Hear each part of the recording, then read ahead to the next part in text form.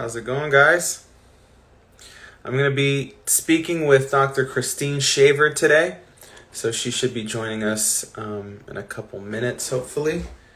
And we'll get this informative session started. Ah, there she is.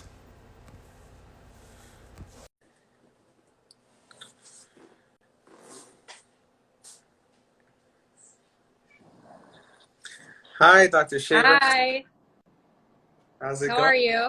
Pretty good. How are you? Great.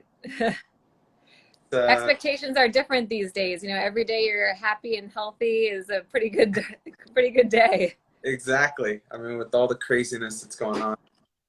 I mean, you're in New York, right? So Correct. Yeah, Manhattan. you're going to lock down again or something like that? They're talking about that.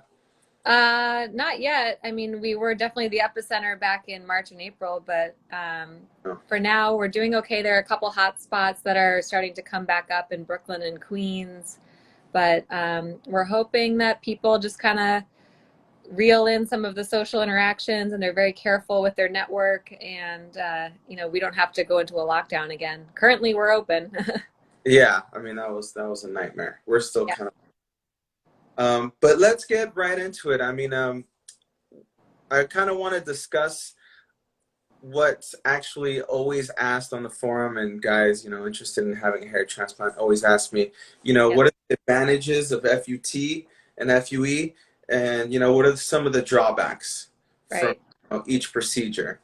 Yeah, so it's an important difference, FUT versus FUE, and it's often something that's partially determined off of the physical examination and then also about the long-term goals of the patient. So FUT, the benefits of FUT are often higher graft numbers, really unbeatable graft quality because the strip is removed from the back of someone's head, and every single graft is hand dissected under a microscope. So the graft quality is really unbeatable. So high graft numbers, high graft quality means really nice before and after coverage results. I would say the downside of FUT surgery is that you will have a line scar at the back of your scalp. So for somebody who prioritizes really short hairstyles, that will not be acceptable. So you'll have to commit to keeping your hair at, a number three at the barber, which is about a centimeter. Yeah. Um, and then also, the post-op recovery is a little more challenging with FUT. In our office, we use staples because we feel staples provide a superior result to sutures. And staples are uncomfortable to sleep with at night during the post-op period. Yeah. And also, with a fresh line scar at the back of your scalp, you do have to be wary of activities that would stretch at the scar. So, crunches, things that provide a lot of tension at the back of the neck. You want to avoid that in the immediate healing period. But overall, FUT, high graft numbers, high graft quality, great results, downside line scar. FUE, a lot of people come in really requesting this procedure, especially at our office because we do it robotically here. FUE, the nice thing about that is they're tiny little dot scars that you get from one by one removal of grafts. And so the scarring is very hard to see, and you can keep your hair quite short, quite cropped. Um, the disadvantage would maybe be that in somebody who has a very limited band-like distribution of a donor supply at the back of the scalp, sometimes you can get a lot less Yeah. grafts out, and so the coverage could be less. But the And healing time is certainly faster too. yeah, you bring up a great point about like how the quality of FUT is compared to FUE, and also, how some patients may have a smaller donor than others, Mm-hmm. which kind of makes me question, or just, I want to bring up the question that sometimes I see FUE patients get grafts that are taken outside of what probably will be DHT resistant in the future. You know, Right. they may get grafts taken from almost their crown, which, in a Norwood 6 would eventually fade. So in FUT, they get what's called the sweet spot, right? Yeah. That real The lower end dead center. Yeah. where even if you're a Norwood 7, that hair is not going to go away. Even like the worst cases, like Dr. Phil, like that hair still stays. you know. But with FUE, you kind of have to go beyond that point, right? To Right. For some patients to get as many grafts as you could for FUT. Right. In FUE, you're harvesting over a much wider zone and you're not getting the optimal grafts from the dead center of that stable zone. So, some patients who have an FUE done and they have a really large distribution that it was harvested over, it's not surprising to me that the results have maybe disappeared because somebody who removed grafts from the back of what they thought was a stable zone was actually not so stable. And it doesn't matter if those hairs are taken out or not, because they're going to disappear if they're taken from an unstable crown area that's outside of the sweet spot, as you call it, the dead center. So Yeah, it's just very interesting how, it's kind of transformed throughout the years. I do feel like it's kind of dependent on the patient, you know what I mean? Like there's some patients who will probably never be a Norwood 6. And so, I guess those grafts would be a little bit more viable, to take out. But some patients, especially, young patients, it can become a real problem. Um, right. so yeah, FUE is basically the pro is you can wear your hair really short. And I've had it 3 FUEs, so I Oh, yeah. make it like we're bashing FUE here, but No, it's no. want to give the real information. And Right. a lot of people have this thought that like FUT is outdated and it's a Yes. place for it doesn't have a place in modern hair transplant. That's couldn't be further from the truth. It's still a very good viable technique. And FUE is good too, but you have to weigh the pros and cons, which we're giving you guys here. Um, Yes. I definitely think every single day, I most patients come to us requesting the state-of-the-art robotic transplant that we do, but I often am reiterating over and over, FUT, while older, is kind of an unbeatable gold standard because you're harvesting by hand, you're dissecting by hand, you're getting all the sweet spot of grafts, but there's a stigma against it about being older and there's a line scar. And yeah, certainly a lot of people who like their hair short won't like that type of procedure. And that's why it's a case by case basis. But FUT is hard to beat. Dr. Bernstein and I love FUT. We do over half of our procedures are FUT. So it's still a fantastic procedure. yeah, I couldn't agree more. I mean, I chose FUE for the same reason. I wear my hair really short, and Mhm. the scar wasn't an option, but I can admit that had I gone FUT, I for sure would have had more grafts because Yes. I've been able to extract way more grafts and then FUE the rest out at a later time. So that's, one thing that hair transplant patients have to, you know, understand before they agree to having a procedure. Right. Um, that's really good information. I also wanted to ask you, what do you guys do when, like, let's say, a patient comes in and they have these really high expectations, maybe they're young and they want like they give you an example like, I want Jake Gyllenhaal hair, which he's got great hair, but I mean, let's be realistic. How do you guys like manage patients' expectations and try to, tell them what's realistic surgically? Yeah, I mean, I think part of managing expectations is just really understanding what hair transplant surgery is and what it does for people. So what it does not do is duplicate hair. It does not make hair where there is not, hair before it. It rearranges hair. So hairs that are taken out of the back and sides are not regrown back there. They're used and put in a new area. It's all about supply and demand. So a lot of managing expectations is understanding what that person's individual supply is and where we can optimally put those hairs to rearrange it to suit the image they're looking for. It's not reasonable to necessarily walk in as a Norwood 6 or 7, which is advanced hair loss, and expect that you're going to have full coverage because we have to think about how many hairs we can take out in a session, and just spreading them all over the whole top of your head is not going to add enough density to give you a good look. It's just going to still look thin throughout and just kind of look fake. So part of it is really just education. It's understanding what is a hair transplant. And, expectations can also be managed by looking at actual photographs of patients. So, part of the reason why we have our own patient photos, which have been consented to be on the internet, we post them on our site so that people can see, okay, this guy looks a lot like me, and he had 2,300 grafts, and here's what he looks like now. And that's very reasonable to see our own patients and how many grafts they received and what they look like afterwards, and who had one versus who had two procedures. It's sometimes unfair when a surgeon will show a before and after, and you don't know, oh, that was after 3 procedures that they achieved that. So it's important to see real patients, real results, even talk to patients and what the experience was like. But ultimately, if you can't come around to reasonable expectations, I think it's personally suitable to say, hey, look, we might not be a great fit. I can't promise you something and, under deliver that. I know what's reasonable. I'm trying to educate you about the procedure and what is possible. But if we can't come to a realistic understanding of each other and what the outcome might look like, then it may not be a great fit between patient and surgeon. So I do my best to figure out if I can help somebody, and if it just doesn't seem like it's a great fit, it's perfectly fine to say maybe, hey, somebody else is maybe a better fit for you to be your surgeon.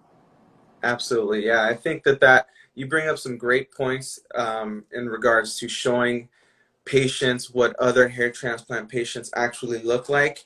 And another great point that, when you look at a before and after image on, on the internet or anywhere on a surgeon's website, Mm-hmm. you should be looking for the details, right? Yeah. Like grafts were done. What's this patient's classification? Was it strip? Was it FUE? How Mm-hmm. many sessions? Because like you said, you could be looking at a patient who had maybe 3 large sessions, and you may have this expectation like, oh, I only need 1 hair transplant. It's going to get me Right. there. You know, Right. some patients also have this idea that like 1 hair transplant is going to change the rest of their life. And realistically, if you're like a Norwood 6, you're going to need more. Mm-hmm. It's just not realistic to have one procedure cover your entire scalp and you be happy with the coverage and the density. So Right. yeah, patient education is absolutely crucial. And I think, you're doing a great job if that's what you're telling them. And some patients, and I tell them all the time on the forum, that doing nothing is sometimes the best option. You know, Yes. you do not, if you're not fully invested or you have these expectations that just aren't realistic, it's better to do nothing, because Yeah. you're not going to spend any money. You're not going to be disappointed. Just, shaving costs nothing.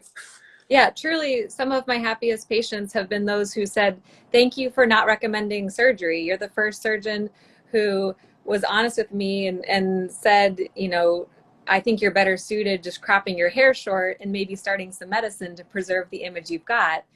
And I was promised the world about how many hairs I was going to get and what I was going to look like, and now I get that makes no sense whatsoever. So Yeah, they people want honesty. At the end of the day, you want happy patients. A happy patient is priceless, so you don't want to try to dupe somebody into an idealistic expectation and then have them be unhappy. That's going to come back to just hurt you later on. So absolutely. And I've seen it happen for yeah. sure.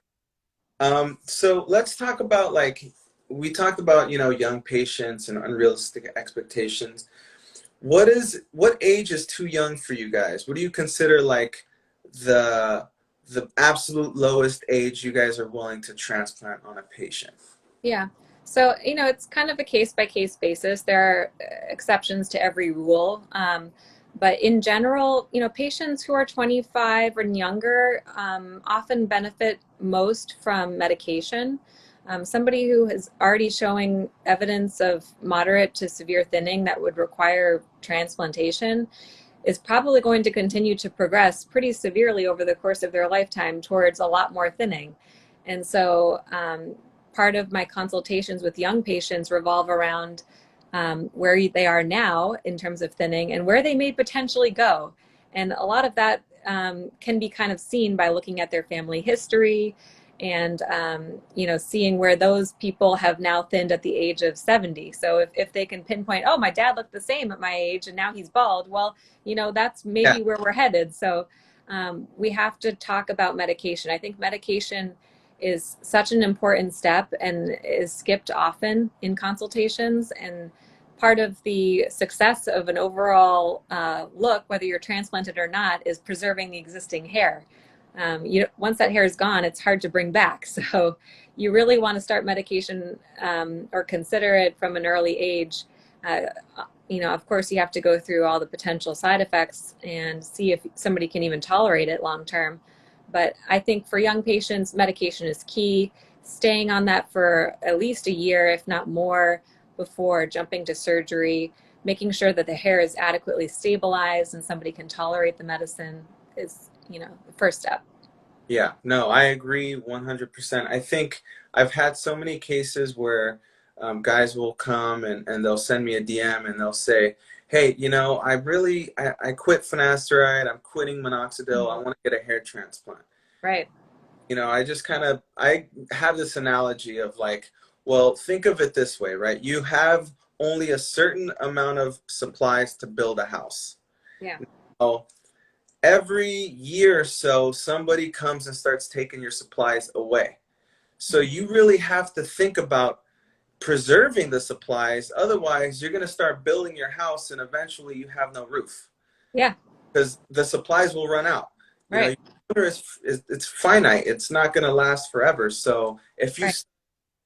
Especially with young guys, they start wanting that super low hairline and want it really dense. And then what happens when the middle starts to go? And then the starts to go and unfortunately for some, maybe they become Norwood Sevens and the sides drop. So they'll be left with this little island of hair and with not enough donor to make up the rest. So definitely medication is crucial, especially when you're at a young age, because it's hard to really gauge where you're going to be headed, especially under 25. Like when I was 22, I had a full head of hair. By the time I hit 30, it was gone. And and that was without medication. But had I gotten a hair transplant at a young age, I would have put myself in a really bad situation. Exactly. So definitely key. Very similar to what you said. You said patients say they stop their medication, now they want a transplant. The other correlate to that is people who say, oh, medication didn't work for me, I want a transplant. It's like, well, if the medication isn't working for you, then you have no way to stop the future thinning. So you definitely don't want to proceed by rearranging hair and making scars along the way and continuing to come back for more surgery. And a lot of people will also say, oh, surgery is just a quick fix, I'll just get surgery and then I'll just get more surgery. And I'm like, well, eventually, if you're destined to have only just a tiny little amount of hair, surgery can only do so much. Surgery just corrects a here and now. It does nothing to prevent future hair loss. So it's once somebody understands that concept, I think a lot of people come around and realize it's really a two-part process. Unless you have fantastic donor hair at the back and sides and not much thinning, really medicine is essential for a lot of people. Yeah, no, I agree 100%. You have to kind of preserve what you have. And my favorite thing is when a guy who's like 21 comes and is like, I don't care. I don't care what I'll look like when I'm 40. And I'm like, trust me, man, 40 is not that old. Like, I don't care what you look like when you're 40. 100%. They just, they got tunnel vision where they're just like, I want to look good now. I want to look like my peers. Who cares about the future? Like, it's very short-sighted. And at 40, I probably would rather have naturally thinned than have a permanent low hairline and nothing behind it. Exactly. Like I wouldn't want to pay, tons of money for a transplant and then, be permanently goofy looking for the rest of my life. I'd rather just age naturally and have extra money to go on vacation. Exactly. I agree 100%. Yeah. I guess a little bit about you. You've been with Bernstein now for 2 years, right? Yeah, I'm in my third year with him now. And before that, you were with Dr. Raspin at New Hair Institute in California. He's trained some of the best physicians. He actually trained my surgeon, Dr. Deep. So and Dr. Pak and everybody. So he's a pioneer in the industry, as is Dr. Bernstein. So I just wanted to, hear from you. What are some of the things that you like about like what you do about hair restoration? Like what drew you to hair restoration? Yeah, I mean, hair restoration is really a great field because you get to work with all these fantastic, grateful patients all the time.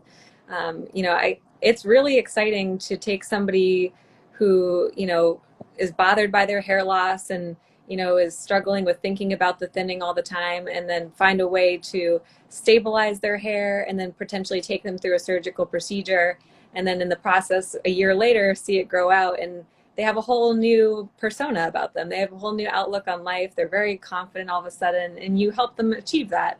And that's really priceless. I mean, the other really nice thing is getting to work with a team every day. So, Yeah. everybody in hair transplant, there's a big team involved. There's a surgeon leading the team and doing all the surgical aspects, but then there are a lot of medical assistants who are also trained to very precisely dissect out all the individual hair grafts and place hair grafts into all the sites that the surgeon makes, and that takes so much effort and so much time. And all my staff, they're so dedicated. I mean, my longest term staff worker has been at Bernstein Medical for 26 years, and Wow. she is the clinical trainer, and she trains all the other staff, and all of our staff are full-time employed, and it's kind of like working with your family every day.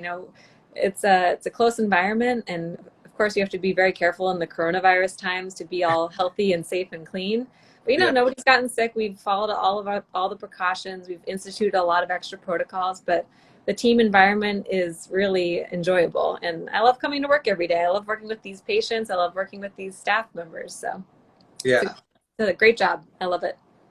No, that sounds amazing, and I think there is a lot of personal gratification when you help someone. I know for me, when I got my hair transplant, I was just like blown away. It completely changed my life. Mhm. And it's not so much as like, like hair is gonna make a huge world of like I still would have a job, I still would, do these things, but it's the feeling that like your own self-esteem, your own just looking in the mirror. I remember when I was going bald and I was just like, I don't know who's looking at me in the mirror. Like this is not me. My Yeah. hair was such an integral part to who I was, Mhm. and I always like to change my hairstyles, and just losing it just made me feel like, I don't know, such a bad feeling. So obviously when you transplant someone and they have an amazing result, you completely transform their lives and Yes. change their lives forever. Right. A portion of our intake form at our office is we ask patients, what proportion of the day do you spend thinking about your hair? And it's really striking. I mean, when I first, started here and I read the form, I was like, oh, that's an interesting question. The numbers I see on there are so high. I mean, sometimes people are checking off 80% of the day, 90% of the day. And if I can give them that portion of their day back to not have to worry and think about their hair, I mean, there are a lot of studies out there that hair is tied to self-esteem and success in life, and the way somebody feels about themselves and how they carry themselves. So if I can give them back that time that they're spending thinking about their hair, I mean that's priceless. Yeah, it's funny you mentioned that because when I was losing my hair, like it was the only thing I thought about. Like I Yes. was thinking, oh man, I'm losing my hair. Go to sleep, and I'm losing. So it was like an all day thing. It's just in your mind. So it's that's a funny question, but it's And true. the instant you wake up, what do you see? The pillow with the Yeah, hairs on it, and so that it take incites the initiation. the brain. You're like, no. So I mean, you spoke about using robotic FUE earlier, Yeah. and robotic FUE has been kind of like a hot topic in our forum, and with a lot of patients. There's a lot of information that you don't really know is true. Like you have, unfortunately, some surgeons that aren't really hair surgeons, hair transplant surgeons, that buy the machine and they market it like, hey, it's just a turnkey. I'm going to put you in this and the machine's going to do everything, which has sort of really painted a negative stigma on robotic FUE. because people associate that with, novice surgeons. So what's the difference that you feel in performing robotic FUE as opposed to like manual FUE or robotic FUE with the motorized punch? Right. Yeah. So, I think before I get to the whole debate of robotic versus manual, I think an even more important point that you brought up is actually about your surgeon's background, because as exactly you've pinpointed, a lot of people who have no experience in hair are going out and buying these robots and performing hair transplant surgery. They just press go on their robot and they, see it happen. Yeah. So the real thing there is a lot of people out there in the hair transplant field are not even board certified dermatologists, which is really striking because, one thing I find myself doing, almost daily is biopsying a patient prior to, discussing surgery and actually signing them up for surgery, because I have to rule out conditions that are going to be contraindicated for surgery. So I see a lot of follicles that have redness around them and scale around the base of the hair shaft. And that means that could be an inflammatory type of scalp condition. It could be lichen planopilaris. It could be frontal fibrosing alopecia. I biopsy people all the time and pick out things that, had they done a hair transplant and stirred the pot with a bunch of surgery, the whole transplant would have been rejected. And so if you're not seeing a board certified dermatologist who knows how to identify these conditions, this condition wouldn't be caught at all. And I'll find people who come to my office and they've had a transplant, and then I look at their scalp and I'm like, what percent of your hair do you think is transplanted versus old hair? And I see that it clearly didn't take, and Yeah. I biopsy them and I find out they had an inflammatory type of alopecia or a scarring alopecia, and they should have never been transplanted to begin with. So if you're not wary of these hair disorders, you're going to miss it, and then you're going to be transplanting candidates that are not appropriate. So beyond that, the real discussion you asked about is robotic versus manual. So robotic is wonderful in that it's a machine that has all this interface where you can scan the back of the scalp and you can provide a nice, even and accurate harvesting. Traditionally, follicular unit extraction or excision, FUE, has been performed by a lot of technicians. And what they'll have is a little device, a manual device. Often these days I find it's neograft, and a little device will sit there and the technician will press on the pedal and harvest out all the individual grafts one by one, which is a little, questionable in a way, because you don't know the skill of that technician, and they could over harvest some regions and under harvest others, and they could be inaccurate. So I think the advantages in the robotic technology are really an accurate, even harvest, and it's physician run. So overall, there's less fatigue, and you get a nice, even looking outcome. So. Okay, yeah. So do you like perform manual FUE ever, or is it just We strictly don't do manual. No, it's all robotic. robotic? Yeah. I mean, it's just very important to make the distinction, and I think a lot of patients don't understand, like, when you go to a hair transplant surgeon that's performing, robotic FUE as opposed to a plastic surgeon, or, I mean, I've seen crazy stuff, like even dental dentist with Yep. it's crazy. So, and unfortunately, of course, the results are going to be horrendous because this person doesn't know anything about hair, or, the machine. And another distinction that I want to make clear is that the machine does not create recipient sites, right? So, The machine, right, the guys, physician makes the recipient sites in our office. The machine can implant and, is potentially able to make recipient sites in the future models. But, in our office, I make all my sites. Implantation is done by technicians, which is opening up the site and placing the graft in manually with forceps here. But robotically, it's all about scanning the back of the scalp, seeing what grafts are available for harvesting, and then there's a little punch that's attached to the robot, which punches out the grafts. yeah. And I guess the important part about the recipient sites that people may not understand is that when you create a recipient site, you're creating the density, right? You're creating the angle that the hair is going to exit the scalp. Mhm. So, you know, I've seen cases where people have hair transplanted just like back, you know, and cat whiskers, and it's Right. just, it looks, even if the graft survives and everything, it looks worse Yeah. because now you're left with all these unnatural looking like Yeah. scragglers. And that's why you need a physician, in my opinion, to really create those recipient sites. And and that's what gives you the ability to really dense pack as well. You You're know, right. I call it the tufted owl look when it looks like the owls that have those little tufts that are coming out sideways. But even regardless of physician making sites, there are physicians who make horrible sites as well. You have to have good training and good knowledge of the way hair should naturally exit the scalp. So hair naturally will come out parallel facing and and parallel to the ground and forward facing. That's how hair comes out in a male scalp. yeah, So hairs do not come out splayed laterally. They do not come out vertically. yeah, So we have to mimic nature. And that's why, hairlines are so essential too. Hairlines that are too perfect clearly do not mimic nature. Nature has natural built-in irregularity to it. And the frontal hairline is what a lot of people will pick up on.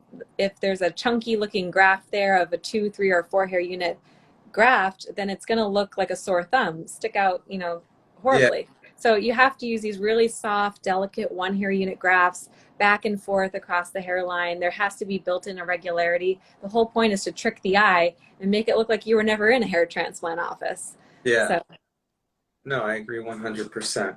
And it's funny you mentioned that about, a physician really knowing what they're doing and having the experience, the skill to create that hairline that, the average person walking down the street could never spot. As mhm. opposed to, like, the worst thing you want to hear is someone asking you, "Where'd you get your hair transplant?" Exactly. No, you didn't go to a good doctor. So Right. I mean, Dr. Bernstein and his staff has been at the top for, decades. What do you think contributes to your guys' success? Yeah, I mean, well, I would say one other thing too when considering surgeons is really you want to find somebody who offers both types of surgery, FUT and FUE. Otherwise, there's clearly an incentive to, market the same surgery for every patient. In reality, every patient is a different case, and you want to tailor whether they're better suited for FUE or FUT.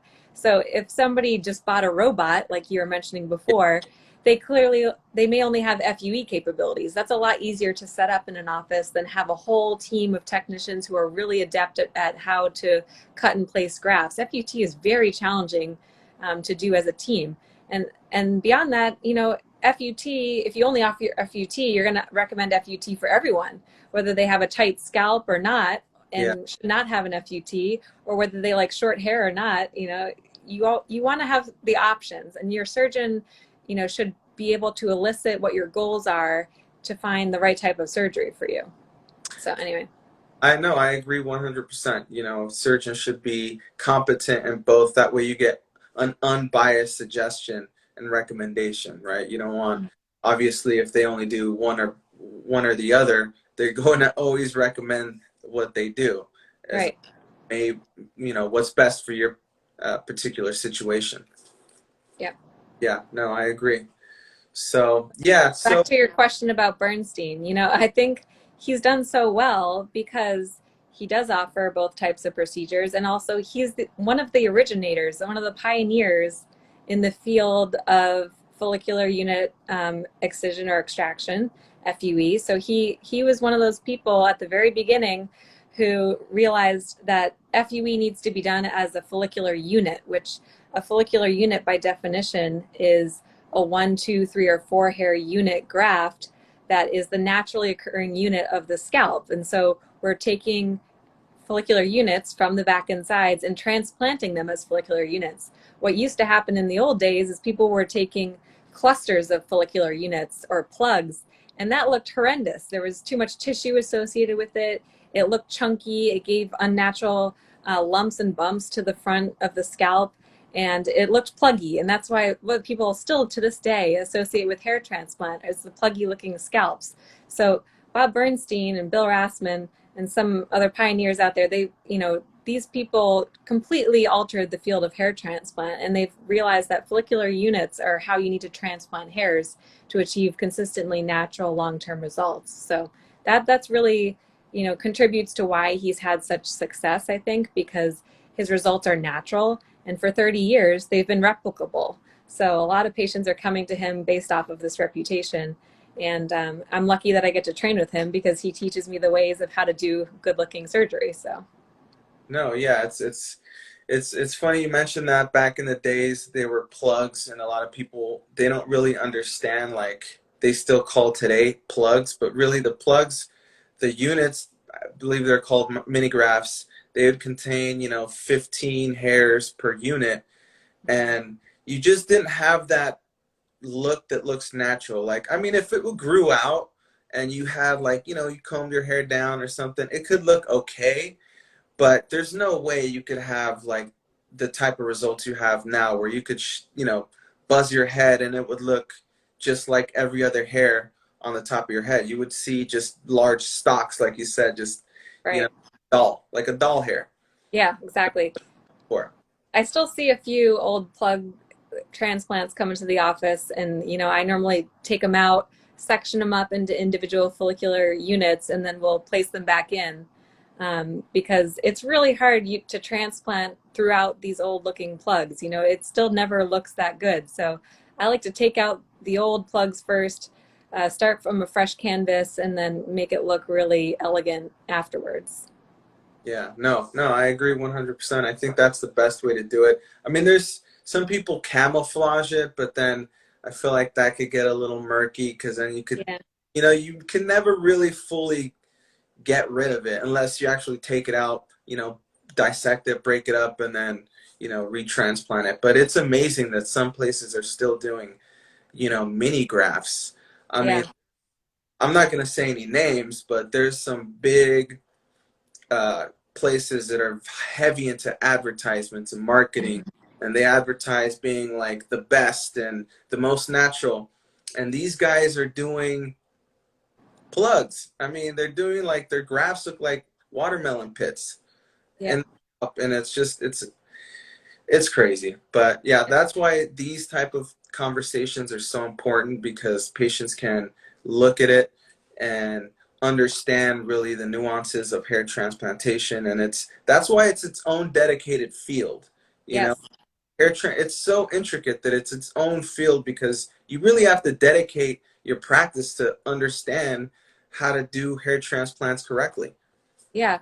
I mean, it's such a niche field, and it sounds simple at a surface level, but there's so many intricacies to the field, and every single consult has a new twist to it. So, you know, I find Bob Bernstein and I, we pull each other into some complex cases all the time and say, hey, what do you think's right for this patient? And we bounce our ideas off each other, because even to this day, he's like, look, I've been in this field 30 plus years.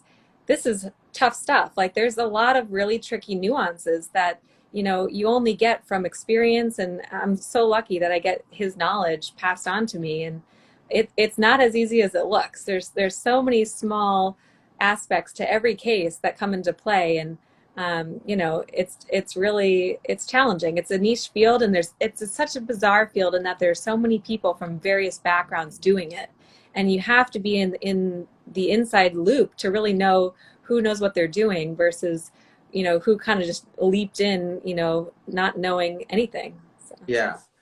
And just before we go, I want to ask you just one question really quick, because I think this is an important question to ask.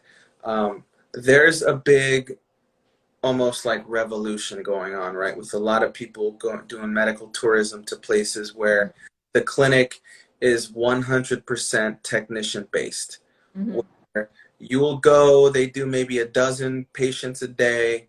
You'll maybe meet with the surgeon, or who knows if he's a surgeon, but they just, draw your hairline and you're off to the conveyor belt, so to speak.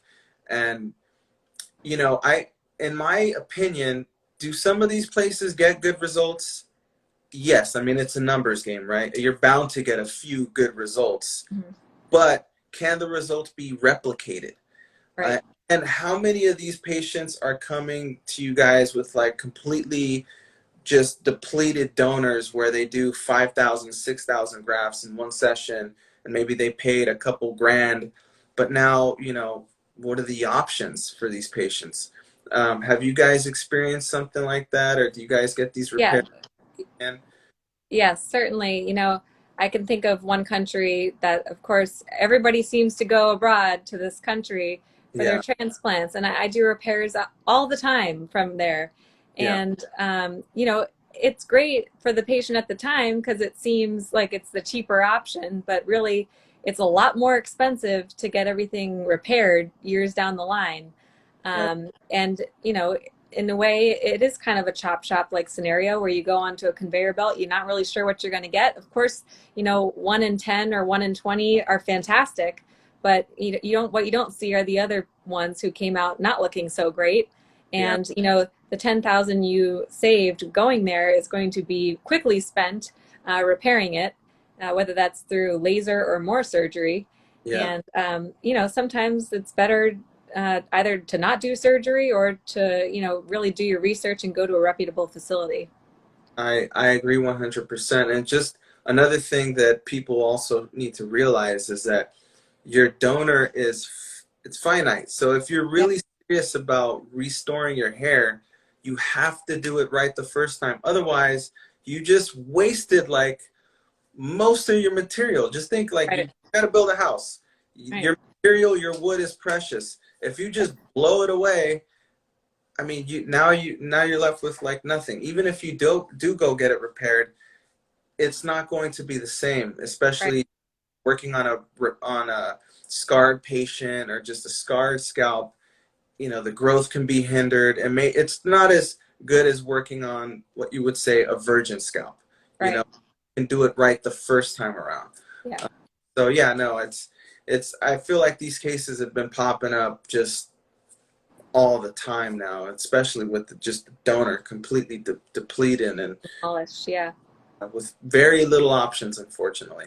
Right. But so just before you go, Dr. Shaver, so everybody can see and find your information, you're on bernsteinmedical.com, right? Yep.